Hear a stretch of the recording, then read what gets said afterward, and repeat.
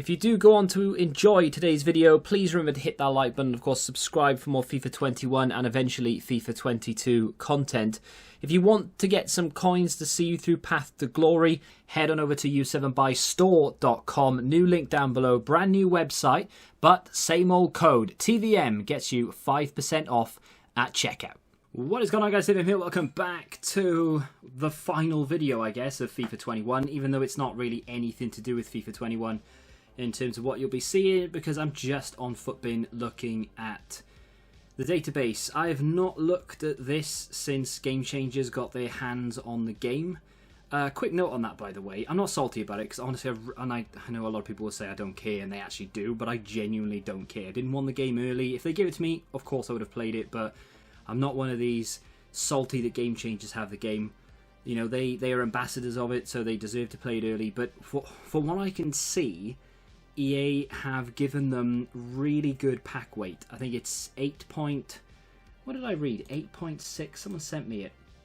8.6% to get an 84 rated card, whereas in a 7.5k pack, whereas last year it was 4.5% on launch, and now when you go on pack probability, it says it's updating. Obviously, tomorrow is EA Play, which means everyone gets the game, or everyone can have a chance of 10 hours of playing the game, and they're updating pack probability. So tomorrow we get to find out what the percentage is. If it's anything below the 8.6 that it was earlier today, then it's not even up for debate. They have quite literally given Game Changers a perk, if you will. Not only do they get the game early, but they have better pack weight. I've seen a lot of people pack some insane stuff. Granted, these people are throwing money at the game. They are putting thousands of FIFA points worth on, which, you know, they do deserve that. But if I do the same, or you do the same tomorrow, are you going to get the same return? Probably not. We'll have to wait and see, though.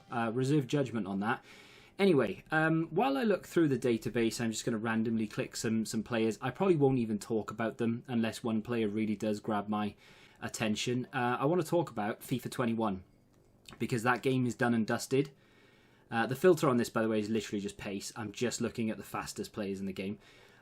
So FIFA 21, for me, not one of the worst FIFAs in terms of like the whole package, but one of the least enjoyable for me. Not because the gameplay wasn't as sophisticated as it has been in previous years, and not because of the menus being terrible. I think what happened with FIFA 21 is it didn't have enough innovation from FIFA 20. So it was a very similar experience in terms of gameplay, and it was a very similar experience in terms of the menus. Yes, there were differences, of course. But the other thing that killed it, and I mentioned it in a video yesterday, was the sheer amount of coins that we got given very early on. That ruined an awful lot of the enjoyment for me, which... 3-star? God. Which... Yeah, I like the start of FIFA. Massive fan of the grind. You know, trying to stretch out your 10 hours. Okay, don't get me wrong, I'd love it to be unlimited, because it normally is for me. On PC, it's not 10 hours, it's unlimited. They don't do the 10-hour trial, it's just, here's the game. So it is going to be a sort of a panic stations, if you will. But it's all part of the experience, and that's what I liked about it. And last year it was kind of play 5 games, get given 50, 60 to 100,000 coins. And I'm really hoping that that's not the case this year. In fact, I don't think it is, for what I've seen of what people have been saying. That was, honestly, those two things. The gameplay wasn't enough of a change this year with next gen, even if the gameplay is very similar, because it's next gen. I think it'll have enough about it. Look at the state of that. It'll have enough about it to be different. It was like FIFA 14 going from the Xbox 360 to the Xbox One. That game, in terms of gameplay, was pretty much the same, but because the graphics were so much better, it was definitely like playing a new game, and that's kind of what I'm hoping for going into this one. FIFA 21 gameplay didn't engage me at all. I gave up on the Road to Glory very, very early. I'm hoping this year is not the same, and that I keep playing it. I think my problem is I just get burnt out very quickly on FIFA because I'm on it constantly. This year I won't be, because it's not my main job, so I won't be playing it as much. It's not to say that I won't be, pumping out the content, if you will, because I'm going to try and do that as much as I can. If I can do 2, 3, 4, 5 videos a day, then I will. But I'm probably only going to be doing the one until I maybe have a down day in, life outside of YouTube, and then maybe I'll put more effort into it and do like a couple of videos. But I don't want to try and burn myself out. The Road to Glory is going to be the most relatable, if you will, Road to Glory that I have ever done. Normally I spend hours on the game every day. Oh, what a card. He's gold as well. Cannot wait to use this guy. And I know a lot of people were like, what? Who? Honestly, he's fantastic. He's such a good player. I think he's wasted in that league. I don't think he's like a top Premier League player or anything, but I think he'd be a good Championship fullback. Maybe even a low Premier League fullback or anything. But 29, probably too late to make the move now. And comfortable in his life. But yeah, I would love to have seen him play in a different league.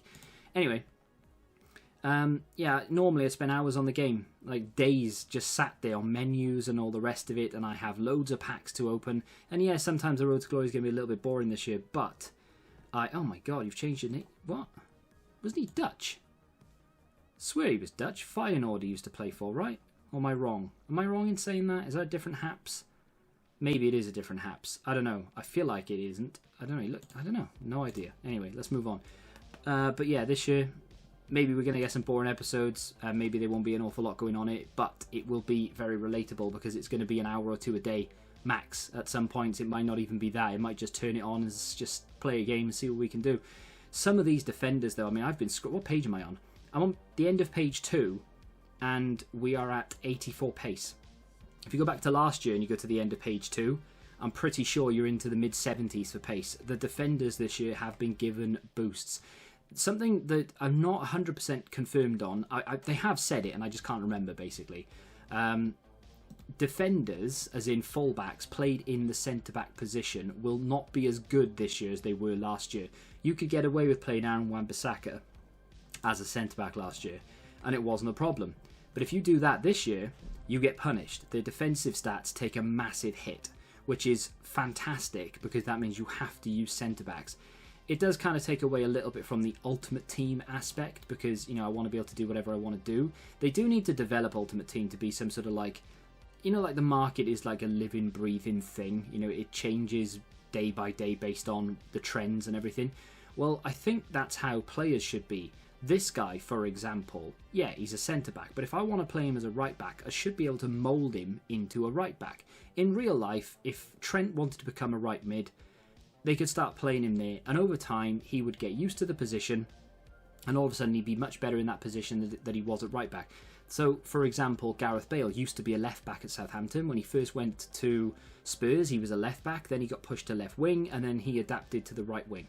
And that's where he currently plays for Real Madrid, I'm pretty sure. He has been known to play striker as well, but you can't do that in FIFA unless you switch their position in-game. In my opinion, you should be able to mould them. When you sell them, it resets. But after 10, 20, 30, 40 games, whatever it may be, they develop the chemistry in the position, so they're able to play there. That's how I feel like Ultimate Team should be. By FIFA 22, I honestly thought we'd have that by now. I thought of that back in FIFA 12.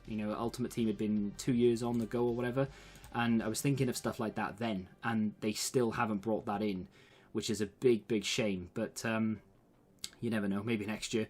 There are a lot of really good cards on the go here, and I'm literally just looking at pace. I've not even looked at like defensive stats or anything.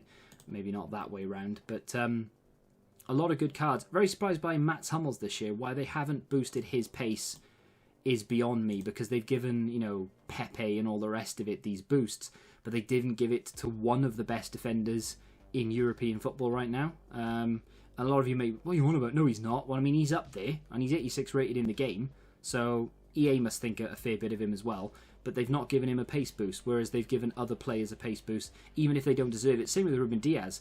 Why they didn't give him, 70-something pace is beyond me. Chiellini as well. He quite literally is one of the best defenders in the world. Argue with me all you want, you're wrong.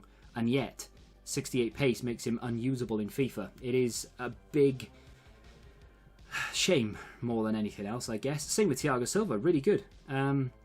Scored on the weekend as well, I think. But again, no one's ever going to use him because he's got 53 pace. Shocking stuff. That's going to do it for me. a look back at FIFA 21, I guess, in sort of conversation, and a look at the new players that we're going to be using very, very soon.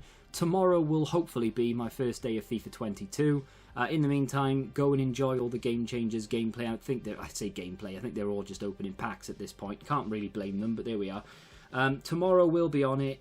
First episode of the Road to Glory. If it comes out early enough, I will do a player review as well. But if it doesn't come out early enough and it's not out till like 4, 5, 6 o'clock, probably just going to do the Road to Glory and that'll be it. But yeah, hopefully then we can crack on. If you do want to see specific players reviewed, then feel free to drop them in the comments, whether they be low rated, mid rated, or even the highest rated cards, because you never know what can happen on day one. So in the comments, let me know one thing you are going to miss about FIFA 21. I can't think of anything that I hope that carries over into the game, into the next one, but there we are. And of course, one thing that you are really looking forward to about FIFA 22, if you have enjoyed this video, do me a favour and hit that like button, subscribe to the channel if you're new. I shall see you tomorrow for FIFA 22 content, and until then, goodbye.